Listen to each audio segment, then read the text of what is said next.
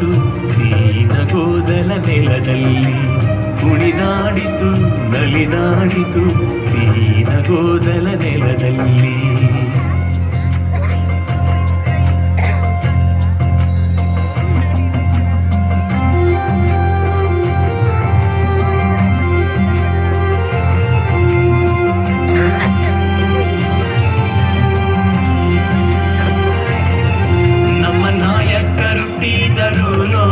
ನಮ್ಮ ನಾಯಕರುಟ್ಟಿದರು ನೋಡಿ, ಶುಭ ಸಂತೋಷಗಳಿಂದ ಹಾಡಿರಿ, ಶುಭ ಸಂತೋಷಗಳಿಂದ ಹಾಡಿರಿ. ಬೆತ್ಲೆಹೇಮೆಂಬ ಪುರಾದಿಪುರದೋಳು, ಬೆತ್ಲೆಹೇಮೆಂಬ ಪುರಾದಿಪುರದೋಳು, ಶುಭ ಸಂತೋಷಗಳಿಂದ ಹಾಡಿರಿ, ಶುಭ ಸಂತೋಷಗಳಿಂದ ಹಾಡಿರಿ.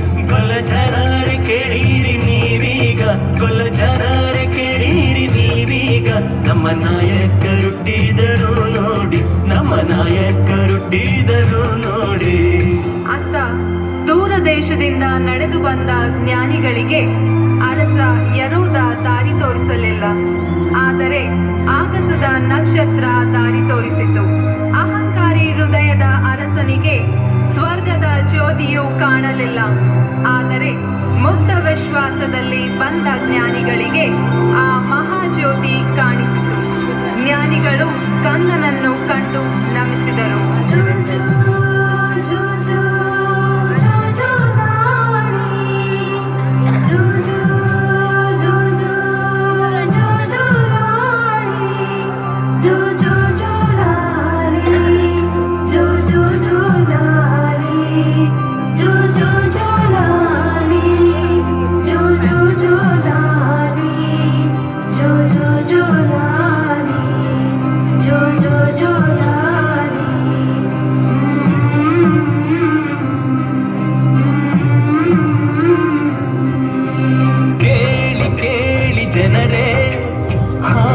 ಕೇಳಿ ಜನರೇ, ಜಗದೊಡೆಯನು ಪರಮಾತ್ಮನು ಭೂಮಿಗೆ ಇಂದು ಬಂದನು.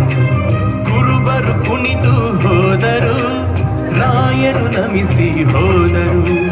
ಜಗಜ್ಯೋತಿಯು ಧರೆಗಿಳಿಯಿತು, ಜಗತ್ತಿಗೆ ದೀಪವಾಯಿತು.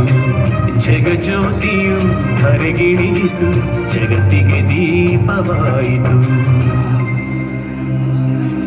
ಈ ಜಗತ್ತಿನ ಜನರನ್ನು ಉದ್ಧಾರ ಮಾಡಲು ಪ್ರಭು ಯೇಸು ಈ ಭೂಮಿಯಲ್ಲಿ ಅವತರಿಸಿದರು.